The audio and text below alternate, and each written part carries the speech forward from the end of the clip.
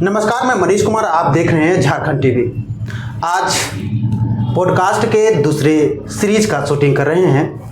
आज हमारे साथ जो गेस्ट हैं, जो मेहमान हैं, वो एक ऐसे विषय पर बात करेंगे हम लोग। आप भी इसे सुनकर चौंक जाएंगे, क्या ऐसा भी होता है क्या। आज हमारे साथ स्पेशल गेस्ट हैं एडवोकेट जावेद रब्बानी। ये पॉक्सो के स्पेशलिस्ट हैं। आइए जानते हैं इन्हीं के जुबानी कि ये पॉक्सो को केस कब से देख रहे हैं, कब से इस फील्ड में हैं। नमस्कार, झारखंड टीवी में आपका स्वागत है। नमस्कार। कब से देख रहे हैं ये केस, थोड़ा अपने बारे में जानकारी दीजिए। जी, ये पॉक्सो के केसेस मैंने 2012 से देखना शुरू किया है, जब से ये एक्ट आया है। उससे पूर्व जब इस तरह के केसेस होते थे तो वो आईपीसी में दर्ज होता था।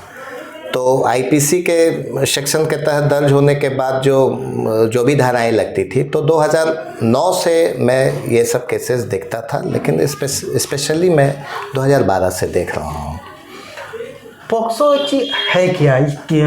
लोग ऐसे जानते हैं कि बच्चे के साथ ही करना, या लेकिन थोड़ा बताएं कि पॉक्सो है क्या, क्या क्या इसमें केसेस आते हैं।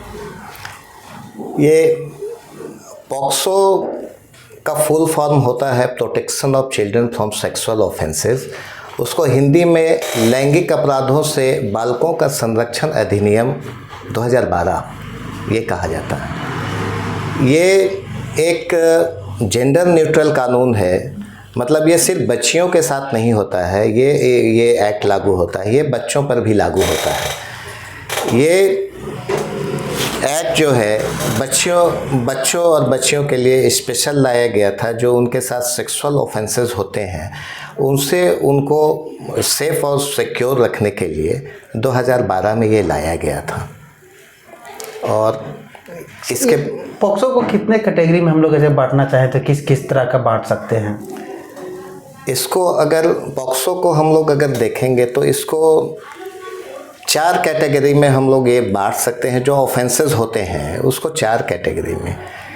एक जैसे होता है कि जिसको आईपीसी में हम लोग जो रेप बोलते हैं, तो एक पेनिट्रेशन वाला जो एक्चुअल ये होता है, तो एक वो पेनिट्रेशन हो गया, लैंगिक प्रवेशन ऑफेंस। और दूसरा हो गया ये जिसको टचिंग वाला होता है, टच कर देना, कुछ प्राइवेट पार्ट में छू करना, तो वो उसका एक अलग ऑफेंस हो गया, उसको सेक्सुअल असॉल्ट कहते हैं। एक हो गया किसी बच्ची को इशारा करना, देर तक घूरना, 10 सेकंड से ज़्यादा घूरना, वो ऑफेंस में आ जाता है। मैसेजिंग करना उसको, और पीछा करना में या तो निगाह से पीछा करना या फिजिकली भी पीछा करना। तो ये तीसरा कैटेगरी हो गया जिसको सेक्सुअल हरासमेंट बोलते हैं। और चौथा हो गया उसका अश्लील प्रयोजन यूज करना, उसको वीडियो बना लेना, ब्लैकमेल करना। तो ये 4 कैटेगरी हैं और चारों का सज़ा भी अलग अलग है। झारखंड में किस जिले में कितने हैं, झारखंड के केसेस कितने हैं पिछले अगर 3 सालों की अगर बात करें तो? अगर झारखंड की बात की जाए तो पिछले 3 साल में 3388 केस दर्ज हुए हैं अब तक। ये 3388 केसेस। और ये अलग अलग ज़िलों में जब आप ये कीजिएगा तो वो आंकड़ा 3388 का मिलेगा आपको। इसमें कुछ जो बड़े ज़िले हैं उनमें घटना ज़्यादा होती है, कुछ छोटे ज़िले हैं उनमें घटना कम होती है। जिला थोड़ा सा जिला जो किन किन ज़िलों में अधिक संख्या ये पाया जाता है, देखने को मिलता है? जी, ये आप धनबाद ज़िला में ये घटना बहुत ज़्यादा है। धनबाद मतलब स्टेट में वो पॉक्सो के मामले में ये मतलब टॉप में है। उसके बाद रांची का नंबर आता है, राजधानी। उसके बाद बोकारो है, पलामू है, जमशेदपुर है और दुमका का भी ये नाम आता है। एक्चुअली पोक्सो के जो केसेस होते हैं वो निगम क्षेत्र में भी होते हैं। ऐसी बात नहीं है कि निगम क्षेत्र में, शहरी क्षेत्र में नहीं होती है, लेकिन चूँकि यहाँ के लोग ज़्यादा जागरूक होते हैं, वो उनको थोड़ा सा समाज का प्रतिष्ठा ये सब का मामला ये हो जाता है इशू, तो वो उसको निगम क्षेत्र वाले ज़्यादा दर्ज नहीं कराते हैं। लेकिन आप 10-12 किलोमीटर दूर जाइएगा जब निगम क्षेत्र से, तो वहाँ के लोग भोले भाले होते हैं, अशिक्षित होते हैं, उनकी सामाजिक आर्थिक स्थिति जो है वो बहुत लो कैटेगरी की होती है। तो वो लोग, भोले भाले लोग थाने चले जाते हैं और वहाँ पे दर्ज होती है। तो अगर आप ऐसे देखिएगा तो निगम क्षेत्र के बाहर का जो क्षेत्र है वहाँ से ज़्यादा केसेस आते हैं। तो किस मंथ में ये संख्या अधिक होता है, किस, ये थोड़ा सा। जी, ये आपका बहुत अच्छा सवाल है। ये जहाँ तक झारखंड का संदर्भ है, तो झारखंड में जो रोपा डोभा का जो समय होता है खेती बाड़ी वाला, तो खेती बाड़ी वाले समय में वो जून जुलाई अगस्त का जो महीना होता है, वहाँ पे ये पॉक्सो के केसेस राइज करते हैं, ज़्यादा बढ़ते हैं। उसका रीज़न ये होता है कि घर के लोग जो है खेती बाड़ी में ज़्यादा लगे रहते हैं, तो उस वजह से इन सब मंथ में ये थोड़ा घटना ज़्यादा बढ़ जाती है। और त्यौहार के जो बातें, अगर वो इस तरह का त्यौहार में, जहाँ तक त्यौहार का ये है, तो एक आपका वो जो एक्समस का टाइम होता है, अच्छा हाँ, दिसंबर के महीने दिसंबर के महीने में हम लोगों का जो अध्ययन है 10 दिसंबर के बाद 15 जनवरी तक, ये जो पीरियड है, इसमें अल्कोहल का वो कंजम्पशन बहुत ज़्यादा बढ़ जाता है, लोग फेस्टिव मूड में रहते हैं, और इस वजह से इन महीनों में भी केस ज़्यादा होते हैं, लेकिन और बड़े केस होते हैं, बड़ी घटना जैसे बड़ा गैंग रेप हुआ, तो ये दिसंबर के महीने में सेकंड वीक से 15 जनवरी के बीच में अक्सर देखा जाता है। अच्छा, अधिकतर कारण क्या होता है घटना का? ये जैसे कि हम लोग जो टाइम पीरियड की बात कर रहे हैं या पूरा साल की बात कर रहे हैं, तो अधिकतर कारण क्या होता है ये इन घटनाओं का? इन घटनाओं का मेन कारण जो है, अगर मूल कारण आप देखिएगा, तो अभी जो वो मोबाइल इंटरनेट का जो दौर आ गया है, तो इसमें वो कुछ ऐसे मटेरियल जो हैं वो इजीली अवेलेबल हो जाते हैं। वो जो वैसे बच्चे होते हैं जो ठीक से अभी वयस्क भी नहीं है और नाबालिग भी नहीं है, तो उनको ये मटेरियल ज़्यादा मिल जाता है, और वो एक तरह का वो रोमांटिक रिलेशनशिप डेवलप कर जाना, सेक्सुअल एक्सपेरिमेंट की उत्कंठा, तो ये सब के कारण ये घटनाएं बहुत ज़्यादा बढ़ गई हैं। और कुछ मामले में कुछ आपराधिक मनःस्थिति के लोग भी होते हैं, जिनको अपराधी जैसे कहते हैं क्या, तो हाँ, अपराधी प्रवृत्ति के जो उनकी जो सोच होती है, तो वो तो उस तरह के लोग भी समाज में हैं, तो उनसे भी ये घटनाएं होती हैं, वो करते हैं इन तरह। हम लोग रांची की बात करें, राजधानी की बात करें, राजधानी में ये घटना अधिक होता है या किस, हम लोग थाना क्षेत्र की बात करें? इसमें अगर राजधानी की बात की जाए तो राजधानी में पोक्सो केसेस के 2-3 थाना क्षेत्र रेड जोन में आते हैं, जिनको हम लोगों का जो हमारा अध्ययन है, तो वो जिसमें बड़ा घटना होता है और ज़्यादा घटनाएं होती हैं, तो वो कुछ थाना क्षेत्र का नाम मैं स्पेशली लेना चाहता हूँ। जैसे एक आपका नामकुम थाना क्षेत्र हो गया, तो नामकुम थाना क्षेत्र में आप अक्सर देखिएगा पेपर में, तो वो वहाँ पे बड़े केस होते हैं। नामकुम थाना क्षेत्र में बड़ा बड़ा गैंग रेप होगा उस एरिया में, खलसी दाग एरिया, ओपी हो गया, ये हो गया। चान्हो क्षेत्र में ये सब बड़ा मतलब पॉक्सो केसेस के लिए एकदम रेड जोन है। ये सब एरिया में बड़ा केसेस देखा जाता है। और आप धुरवा थाना क्षेत्र जो है, पिछले 2-3 साल से धुरवा थाना क्षेत्र में भी बहुत मामला इधर बढ़ रहा है, वो बहुत राइज में है।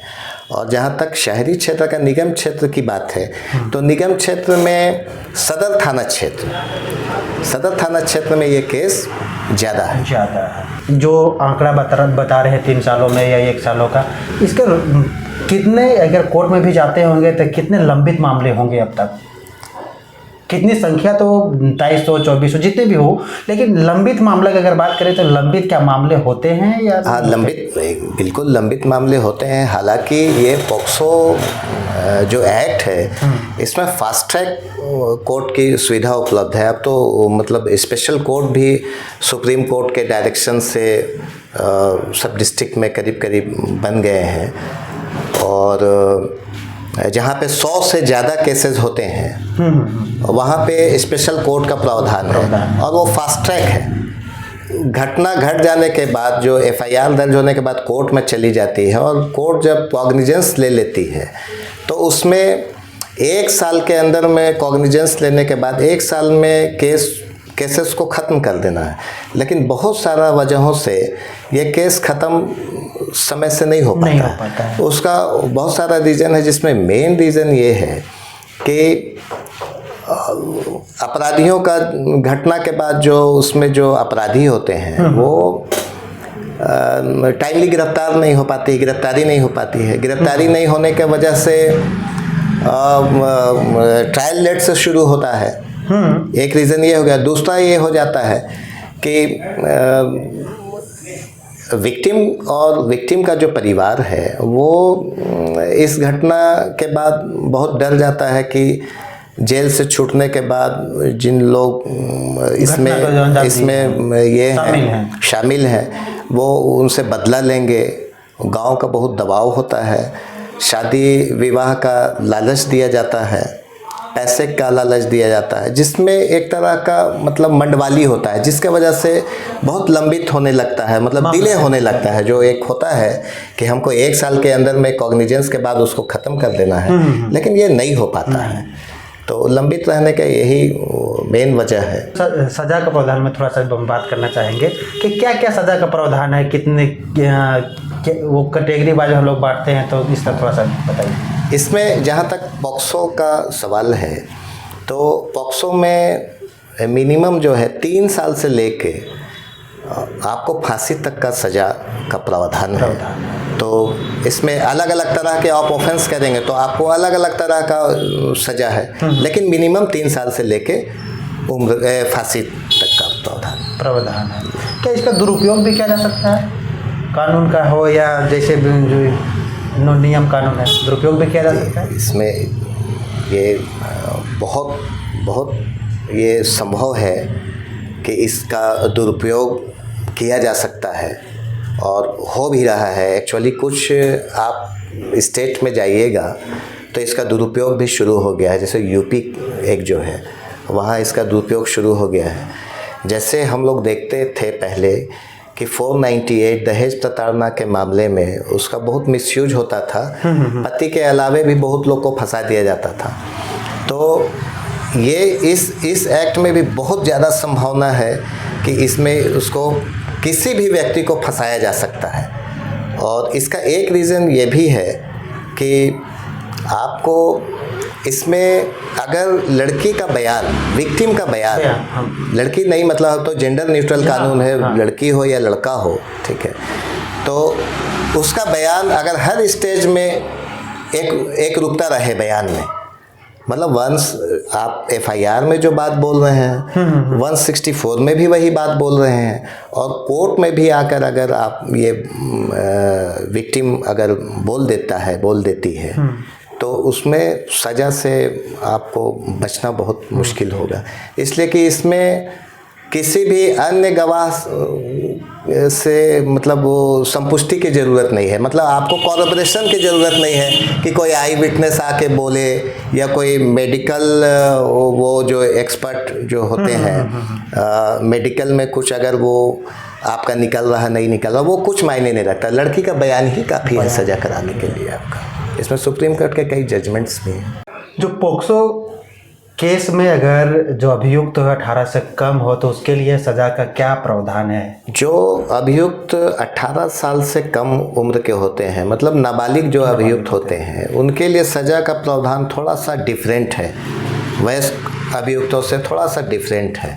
उसको कैटेगरी वाइज बांटा गया है। थोड़ा जैसे 16 से कम अगर कोई अभियुक्त है, 16 वर्ष से कम उम्र का कोई अभियुक्त है, तो उसके लिए मैक्सिमम 3 साल का सज़ा का प्रावधान है।